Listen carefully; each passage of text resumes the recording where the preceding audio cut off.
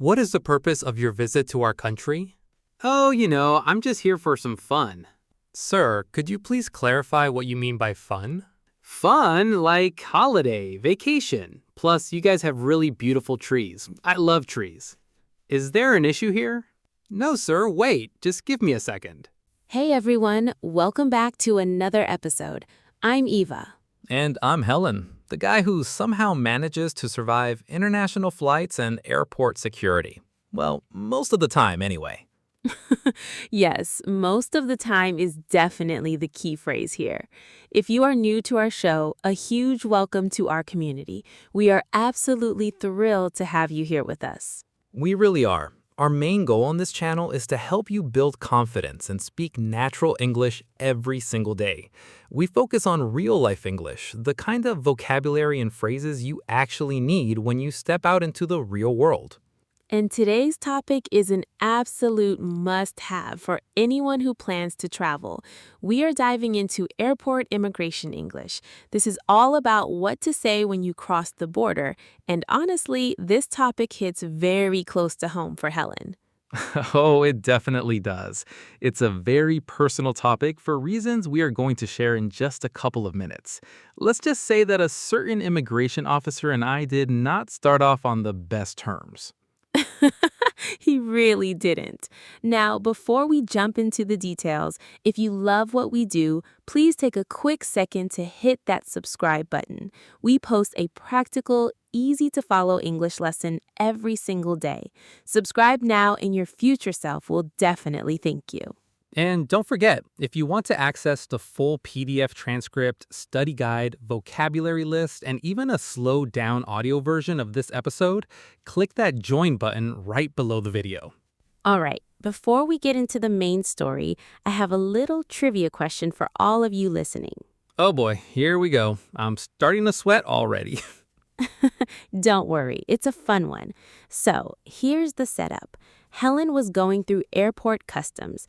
The officer asked him one incredibly standard, simple question, but Helen's response created a massive misunderstanding.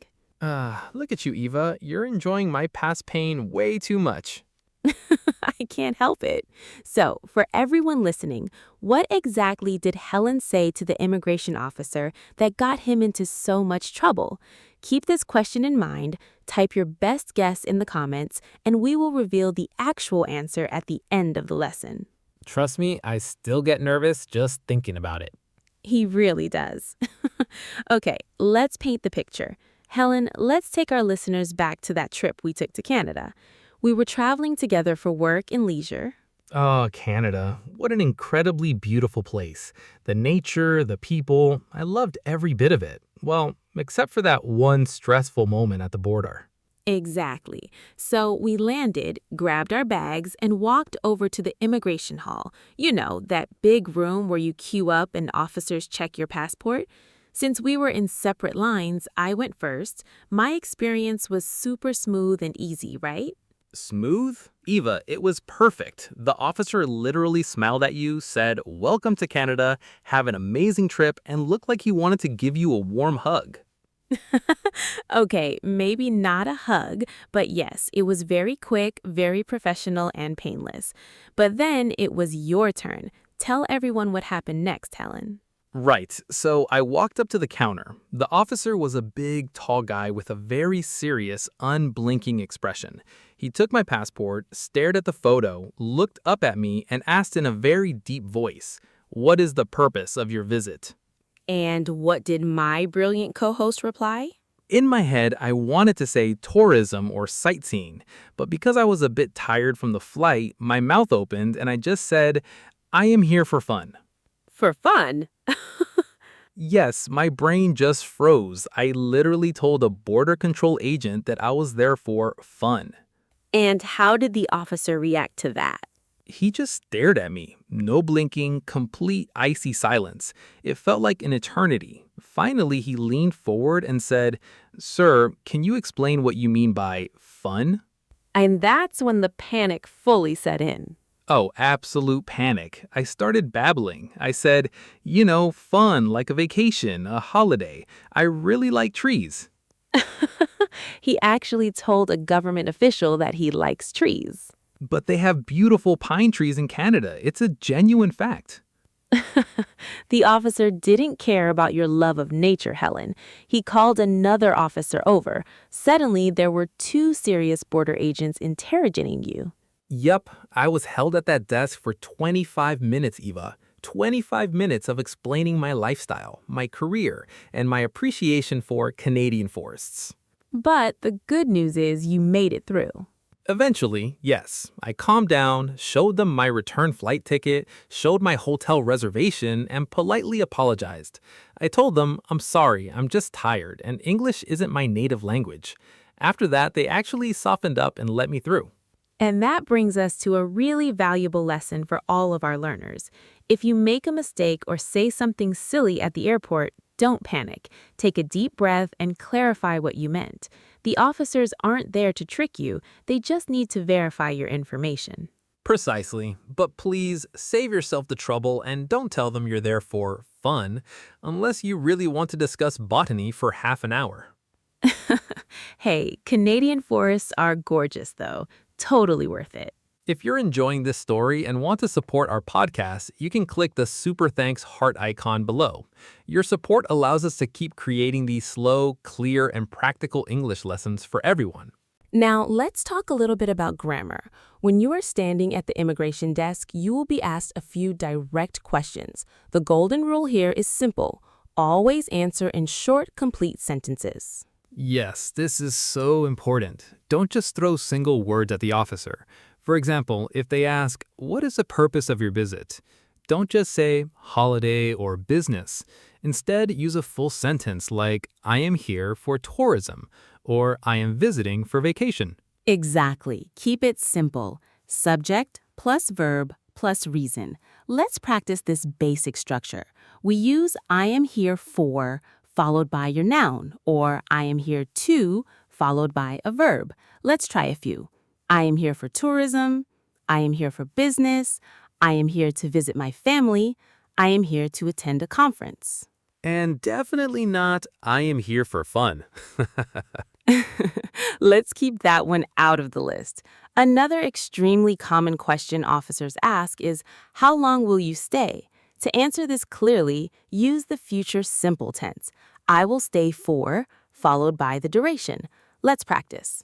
I will stay for 1 week. I will stay for 10 days. I will stay for 2 weeks. Perfect. If you keep your answers clear, complete, and confident, you will breeze right through. All right, let's move on to the core part of our lesson.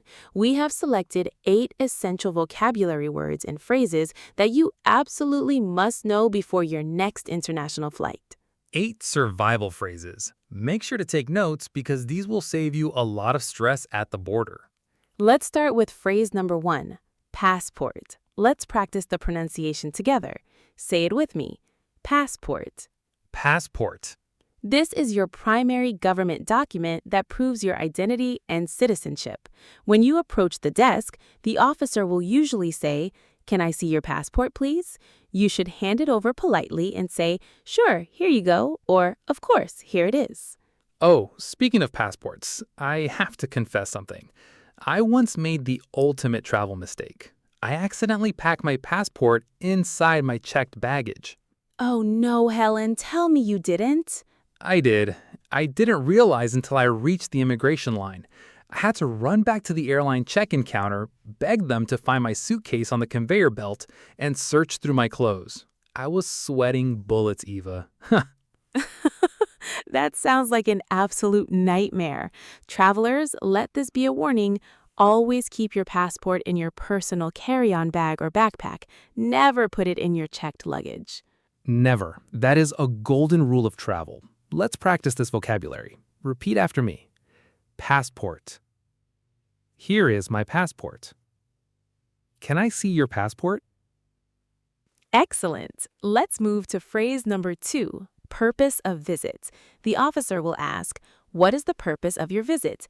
This simply means, why are you traveling to this country? Remember, the acceptable professional terms are tourism, business, study, visiting family, or attending an event. Use your full sentence structure here. I am here for tourism. I am visiting my family. I am attending a business conference. And whatever you do, do not let your brain short circuit and say fun. Please learn from my mistakes. Just say, I am a tourist. It is clear, standard, and easy to understand. Let's practice. I am here for tourism. I am here for business. I am visiting my family. Great job. Number 3, how long will you stay? The border control agent wants to verify your travel timeline to make sure you aren't planning to overstay your visa. Your response should start with, I will stay for, plus your number of days, weeks, or months. Let's look at the examples. I will stay for 5 days. I will stay for 2 weeks. I will stay for 1 month. You know, I once met a fellow traveler who decided to answer this question with a joke. When the officer asked how long he was staying, the guy smiled and said, forever. The officer did not find it funny at all. They took him into a back room for 45 minutes to question him. Oh, that is a terrible idea. Rule of thumb, never make jokes at airport security or immigration. Keep your answers literal and serious. Let's practice. I will stay for 1 week. I will stay for 10 days. I will stay for 2 weeks. Phrase number 5. Do you have anything to declare? This is a question about customs. To declare means to officially report items you are bringing into the country, such as fresh food, agricultural products, plants, or large amounts of cash. If you're only carrying clothes and personal items, your answer is simple. No, I have nothing to declare. But if you're carrying something like snacks or food gifts, you should say, yes, I have some food items. Oh, didn't you have a little food incident yourself once, Helen? Yes, I did. I completely forgot that I had a fresh orange in my backpack that I saved from the flight. When my bag went through the X-ray machine, they flagged it. An orange? A single orange. Because I didn't declare it, the customs officers were very upset. They confiscated the orange, gave me a long lecture on agriculture safety, and made me feel like an international smuggler over a piece of fruit. Always declare your fresh food, guys. Let's practice. No, I have nothing to declare. Yes, I have some food. I have gifts for my family. Phrase number 6. Do you have a return ticket? Border Control wants to see proof that you have a flight booked to leave their country. You can say, yes, I have a return ticket, or yes, my return flight is scheduled for the 15th. If you have an electronic ticket, just have the email or airline app ready on your phone. If you're traveling overland, you can say, I have a one-way flight, but I have a train ticket booked to leave the country. Just keep it clear. Let's practice. Yes, I have a return ticket. My return flight is on Friday. Here is my ticket. Phrase number 7. Are you traveling alone or with someone? This is a very straightforward question about your travel companions. You can reply, I am traveling alone, or I am traveling with my colleague, or I am traveling with my family. This reminds me of when you and I went through customs together on that business trip. Since we were traveling together, we walked up to the counter and the officer asked, are you two together? And we both got super nervous and shouted at the exact same second, we are colleagues. It was so synchronized. We sounded like a bad comedy duo. But the officer actually laughed, which was a nice break from his serious face. Let's practice. I am traveling alone. I am traveling with my friend. We are traveling together. And finally, phrase number 8. The best words you can possibly hear at the border. Have a pleasant stay. This means you have successfully passed inspection. You should simply smile, say thank you, and walk through. Yes, say thank you so much. Grab your passport and walk away calmly. Don't run. Eva told me I ran away last time. You didn't just run, you practically sprinted out of there. Hey, after 25 minutes of talking about trees, I was ready to escape. Let's practice this final set. Have a pleasant stay. Thank you so much. Thank you. I'm happy to be here. Excellent work, everyone. Let's do a very quick recap of the 8 essential terms we learned today. Passport, your essential travel ID. Purpose of visit, why you are traveling. How long will you stay, your travel duration. Where will you stay, your hotel or accommodation address. Do you have anything to declare? Reporting food or restricted items. Return ticket, proof that you are going back home. Traveling alone or with someone? Who is traveling with you? Have a pleasant stay, the officer's way of welcoming you in. If you can remember these 8 points, you have absolutely nothing to worry about. Speak slowly, keep your answers short, and remember that border officers are just doing their job to keep everyone safe. Exactly. Now, we have a little homework challenge for all of you watching. We want you to go down to the comment section and write one complete sentence using one of the structures we practiced today. For example, I am here for tourism, or I will stay for 10 days. Yes, please share your sentences. We read every single comment, and we love seeing your progress. It's a great way to practice what you just learned. All right, Helen, are you ready to reveal the answer to our opening trivia question? I guess so. Let's get it over with. So, to remind everyone, the question was, what did Helen say to the officer that caused a major issue? And the answer is, instead of saying, I'm here for tourism or vacation, my tired brain decided to say, I am here for fun. For fun. He sounded like a kid going to an amusement park. And then, of course, he started talking about how much he loves Canadian trees. Hey, they really are magnificent trees. But yes, the big lesson here is to prepare your key phrases before you fly. Practice saying, I am here for tourism until it feels completely natural and automatic. You've got this, everyone. Thank you so much for hanging out with us today. If you found this episode helpful, please give it a thumbs up and share it with a friend who loves to travel. We publish a practical, slow-paced English lesson every single day to help you improve. So make sure to subscribe, and we will see you right here tomorrow. Take care of yourselves, keep practicing, and safe travels on your next adventure. And may all your customs officers be friendly. Bye, everyone. Bye-bye.